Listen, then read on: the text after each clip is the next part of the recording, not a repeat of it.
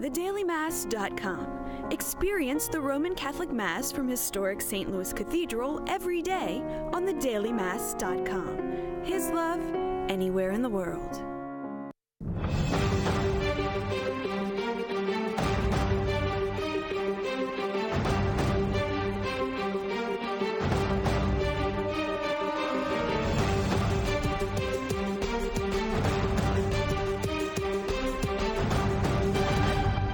Good evening, I'm Sarah McDonald. And I'm Jason Angelette. Welcome to Issues in Faith.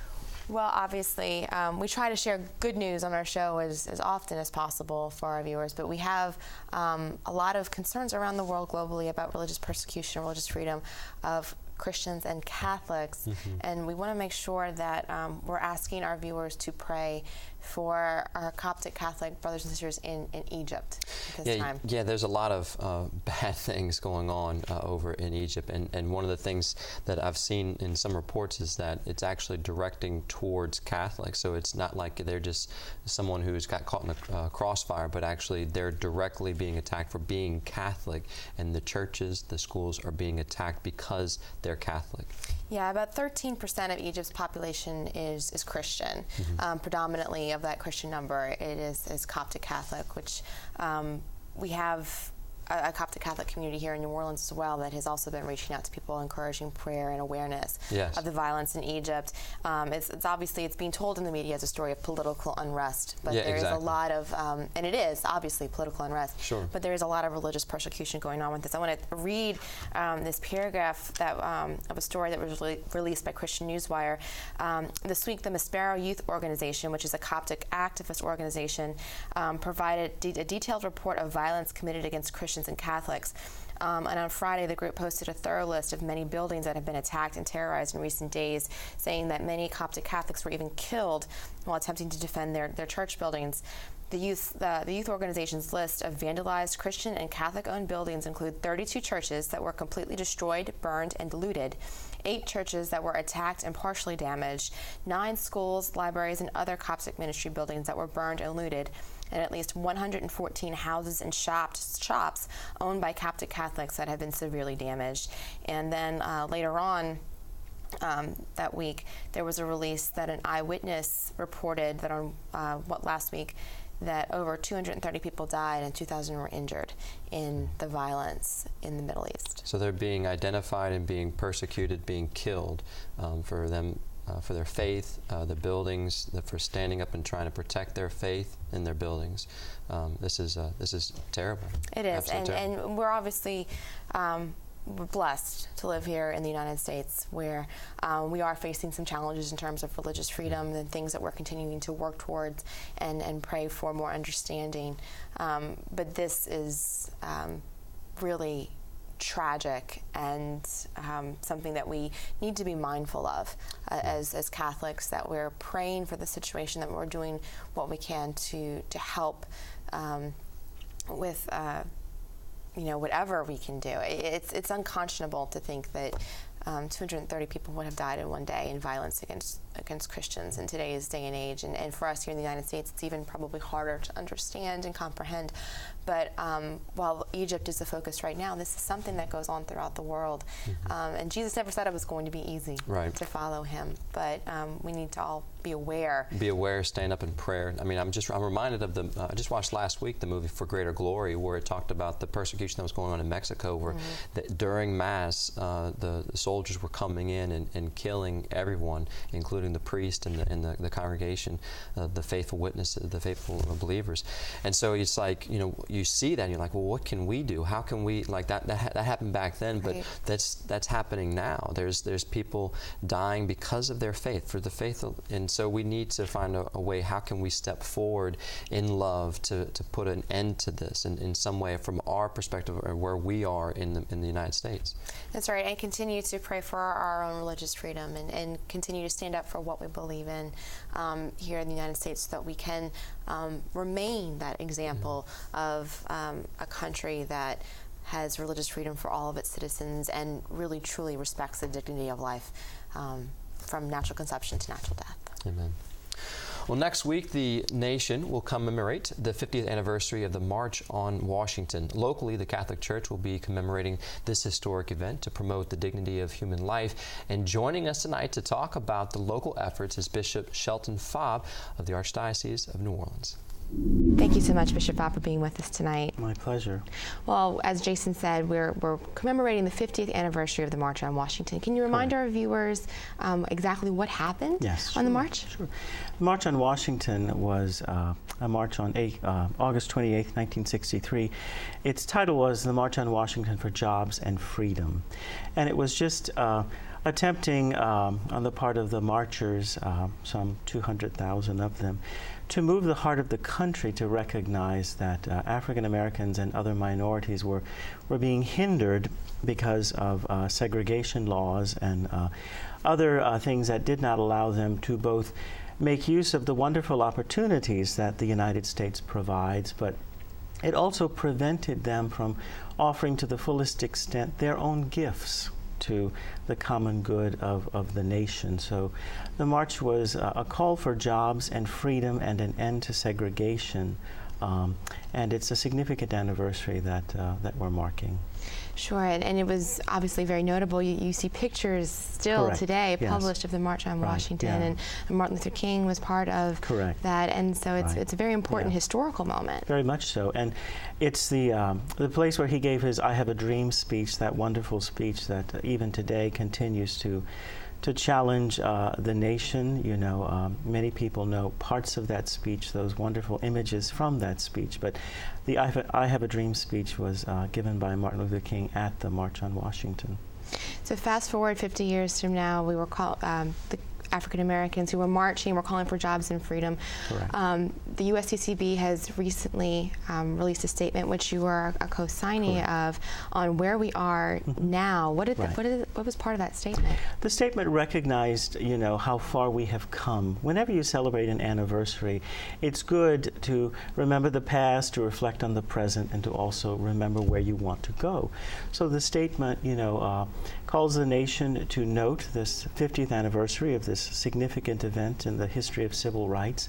The statement notes that we have come a mighty long way. You know, the leadership in both the private and public sector is more culturally diverse. So the statement notes that. The statement also recognizes that there's still a long way for us to go. You know, I think Martin Luther King said, you know, we have to accept finite disappointment, but we must never lose infinite hope. And I think that's a wonderful phrase to bring to this anniversary. The other important thing to remember is that, you know, Dr. King was a Baptist minister, and so he engaged in a lot of this from the perspective of faith. And while civil rights legislation was a part of it, his real goal was the beloved community. You know, that community of people, or that understanding of one another where law is there, but we really do act out of love for one another.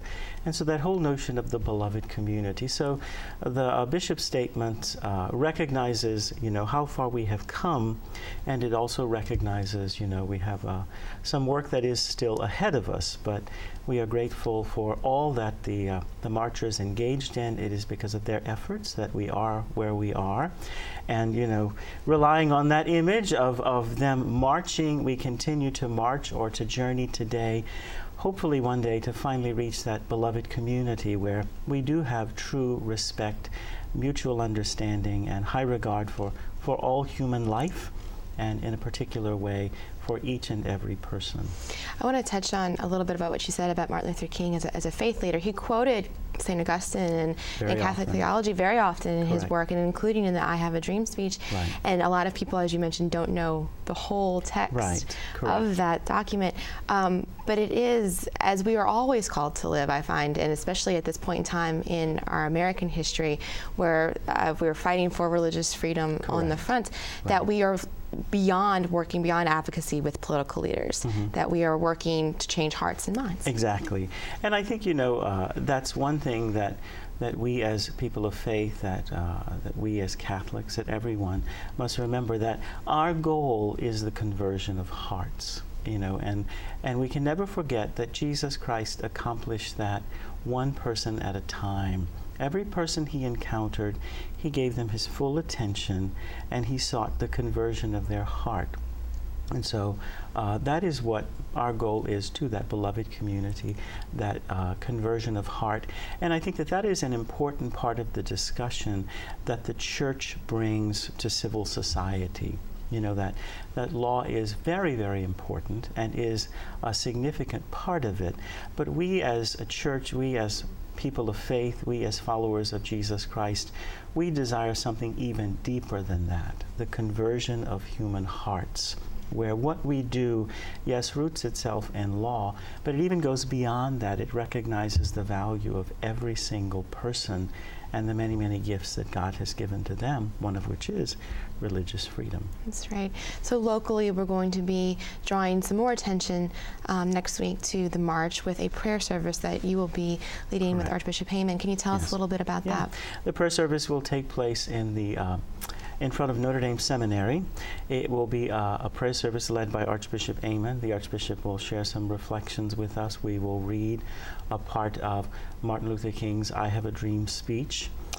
We will have scripture reading, and another thing that the Church brings to this important discussion is the role of prayer. And so it's a prayer service to thank God for how far we have come, and it's a prayer service to ask God's continued blessing upon us as we journey to where we want to be. So it's a wonderful way to mark the anniversary of the March on Washington for Jobs and Freedom locally.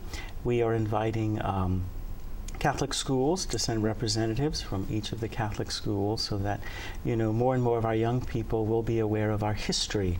Knowing history is very, very important for many, many reasons. It can give us great direction with regard to our future. So many young people from Catholic schools will be there, and I think it'll be a wonderful celebration, and also an opportunity to strengthen us as we continue to seek the conversion of human hearts. That's right, and it's an important part as well in the Archbishop's new Battle of New Orleans. Exactly. It kind of fits beautifully into that as well, as we strive to end violence, murder, and racism here in New Orleans. Well, thank you so much, Bishop Fabb, for being with us this evening and talking about this important event that we're going to be commemorating here in the Archdiocese. My pleasure. Thank you. Well, once again, the prayer service to commemorate the March on Washington will be Wednesday, August 28th at 9:30 at Notre Dame Seminary, and all are invited to attend. We'll be right back.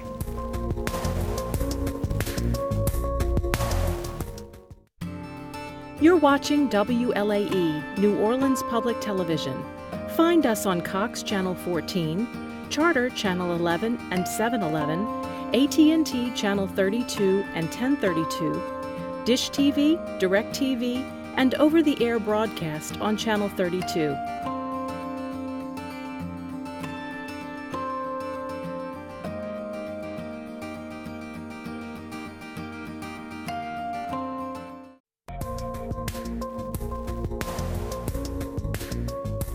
Hunger is a major issue in our community, and Food for Families and Food for Seniors is one Catholic Charities program working to combat that issue. Joining us now is Mr. Tim Robertson, the Program Director for Food for Families and Food for Seniors. Thank you very much for being with us today. Thank you. Thank you. Tell us about the program. When did it start, and how long have y'all been working on this issue? This program started in 1970. We have been in operation in South Louisiana specifically for that period of time. We are a federally funded program, one of the largest in the United States. Really? Yes. We are allowed to serve by USDA 67,000 per month. We are a predominantly senior citizen program. I would say 98% of what we serve are senior citizens. We serve a very small portion of mothers and kids, but we are a predominantly senior program and have been that way since the last 10, 15 years. Well, how can someone who is in need of help find information on this type of program? They could come to the Catholic Charities website, and we are involved with that, or they could call 1-800-522-3333.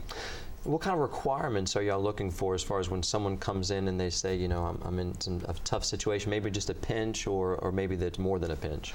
You need to be a resident of Louisiana, you need to be 60 years old, and you need to meet the income guidelines that are set for us by USDA. And how is with the economy? I mean, we're struggling still with our economy. Like, how is that, I guess, what kind of window opportunity for people who are in these difficult situations financially, where they are on a fixed income and they've got a lot of, I'm sure, you know, medicine and doctors, those visits can take away a lot of that person's maybe the income that they have, they're living on. Well, our income, I feel like, is fairly generous. USDA established it. It's right now for a single individual, it's $1,245 a month, $1,245 a month. It slides up depending upon how many are in the household. Sure. But unfortunately, we're not able to make any adjustments on that based upon medical conditions or disabilities or that. It's basically just straight income. Well, how can someone, you said you're federally funded, but do you accept donations in the ministry, and do you need that? Sure. We're going to take donations. We don't really rely upon that the same as some other food programs, such as a Second Harvest here in New Orleans, a very good program. But we'll take donations. We'll also are constantly on the lookout for volunteers. There's certainly a need with the senior population for transportation back and forth, and we work with a number of organizations in terms of home delivery of boxes for senior citizens. Occasionally we'll have some groups come in and help us pack the boxes, prepare the boxes. So volunteers, who are you looking for? Youth, teens, families? Who would you like people to come? Primarily youth, and also we could set up with some families, but we haven't done a whole lot of that. Primarily it's been youth, and it's been men's clubs and stuff like that. Knights of Columbus. Yes. Teens looking for service hours from their school. So y'all are in the schools and letting the schools know. We have in the past, yes. Unfortunately, we have to. We're not a seasonal organization. When we say 67,000, we have commitments every month to do that. And so you have to make sure that your ebbs and flows in terms of help doesn't put you short on boxes. Basically, we prepare the boxes in advance. It's about a 35-pound box of food that we give every month. And so we have a facility out by Lakefront Airport where we pack about 40,000 boxes. Wow. We also have a facility in Baton Rouge and a facility in North Louisiana, a little town east of Monroe called Delhi, where we pack boxes and work with a lot of sheriff's departments, especially in the northern part of the state. But you prepare the box here, you put it on your trucks, and then you take it to your distribution points already packed. So a big portion of the work is done ahead of time. Being on the front lines in this ministry, what kind of impact have you seen this be for others? Oh, it's a huge impact for senior citizens. You know, you're dealing with a large number of people that are living on fixed incomes, and I think one thing that's very clear to me. Their situation financially is not going to substantially change. They may live another 20, 30 years. And it's not like you're going to find that population capable of going back and getting better education and that. And if they're basically living on a tight income right now, there's an excellent possibility that'll be the case for the rest of their life. And so our food is not intended to be a full month supply. It's intended to be a supplement. But it's a major difference in many, many people's lives between having enough to eat or being hungry at certain points in time of the month. You talked about volunteers being an important part of this ministry. What's it like for those who help volunteer in this ministry, small and large opportunities for them? Oh, I think it's interesting, a lot of the comments that you get, especially if you're able to arrange a volunteer opportunity where they're at the distribution, because you're packing boxes, you're in a building. warehouse, right, putting food in the box, one Not after another. Interacting with exactly. Where if you're able to have set up a volunteer opportunity at a distribution, you're actually seeing the participants that get the boxes. You're able to interact with some. It's amazing how many of them will thank you for doing this. You almost feel guilty. I tell some of them, this is a paid job. There are volunteers out here. Those are the ones you ought to be reaching out to and thanking for their time. But that's where it's truly rewarding, where you can see the participants that are actually benefiting from the service. So Food for Families, you're going out to all areas in the Louisiana area and reaching people. And this is a constant monthly program. This isn't just a Thanksgiving and Christmas opportunity. Month in, month out. Month in and month out. So again, how can we learn more information? How can we help, maybe financially or maybe even volunteer with our time? You could contact Catholic Charities, get on their website, ccano.org, or you could call us at 1-800-522-3333. We were talking about how important it is to be in the ministry and to do all this before, and we mentioned numbers. We shouldn't worry too much about numbers. That God calls us to serve, but what kind of numbers exactly you reach out for the state of Louisiana? Well, we serve 67,000 we're able to serve up to 67,000. We're probably about 1,500 short of that right now. Pre-Katrina, we were serving 85,000. Wow. Obviously Katrina dispersed a lot portion of our population. But there is just amazing the need that you find, and it's just constant in terms of making sure people are aware that we're here and the service that we provide. Well, thank you so much, Mr. Robertson, for being with us. Thank you for all the ministry that you do for our area, and God bless you in your work. Thank you, Jason. Once again, you can go to www.ccano.org for more information, or call 1-800-522-3333, and we'll be right back.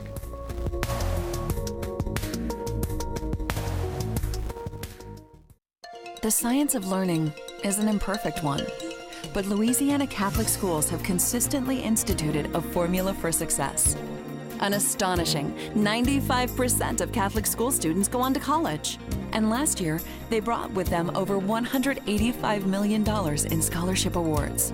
Shouldn't you invest in success and the confident leaders of tomorrow? Louisiana Catholic schools, in a class of their own. 3 decades ago, a new choice for the Catholic education of young boys began in New Orleans. Stuart Hall School for Boys, now celebrating its anniversary school year, for the first time welcomes a legacy student. The first time a child of a former student walks into class. Jenna Gross has the story of the school and its legacy. Good morning. Oh, I don't want to be in a picture. Back to class for the kids at Stuart Hall School for Boys means a special celebration this year. Hey, buddy. Welcome back. How are you? Good. You had a good summer? Yes. Awesome.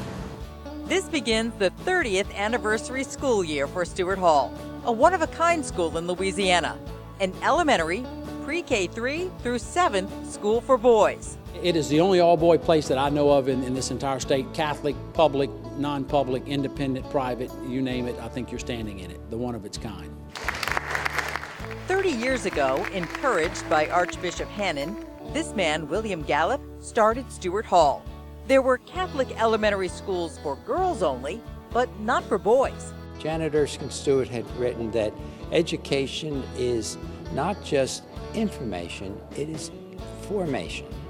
And to me, that's the essence of growing up as a Catholic school student, that you have this wonderful opportunity to grow into a tradition that has been with us for 2,000 years and part of that history. Now this school is a tradition, and at 30 sees its first next generation. Liam, although a bit overwhelmed by it all, is a legacy. His father, Jay Van Branken, graduated 7th grade here in 1993. He will be here for a large portion of his life, and I hope that basically he gets similar to what I got out of it. Some good friendships, a very good education, and just a sense of being a gentleman and being a man for others, and what you grow up with Stuart Hall is a real family atmosphere. Hey Rob, good morning, welcome back. 7th grade. You're over the summer, man.